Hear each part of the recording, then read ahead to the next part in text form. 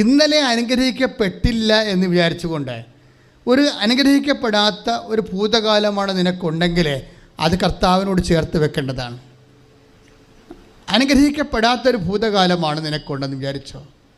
ഓരോരുത്തരും ഓരോ അനുഗ്രഹങ്ങളൊക്കെ പറയുമ്പോൾ ഇടിവെട്ട് അവർക്ക് അനുഗ്രഹം ഉണ്ടാകും.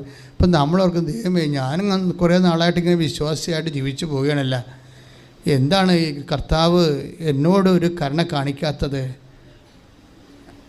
അപ്പോൾ സ്വാഭാവിക മനുഷ്യ തോന്നുന്ന ചോദ്യമാണ്. അതിനെല്ലാം ഈശോ ഉത്തരം പറഞ്ഞിട്ടുണ്ട് നേരത്തെ.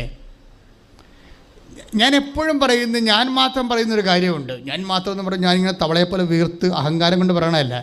എൻ്റെ മനസ്സിൽ കർത്താവ് തോന്നിയിട്ടുള്ള ചില ചോദ്യങ്ങളൊന്നാണ്, തോന്നിച്ചിട്ടുള്ള ഉപദേശങ്ങളൊന്നാണ്, നോ കംപ്ലൈൻറ്റ് പ്ലീസ്. ഞാൻ എപ്പോഴും നിങ്ങളോട് പറയും, നോ കംപ്ലൈൻറ്റ് പ്ലീസ്. ഞാനത് സ്വന്തം വെച്ചാൽ പരാതി പറയേണ്ടെന്ന്.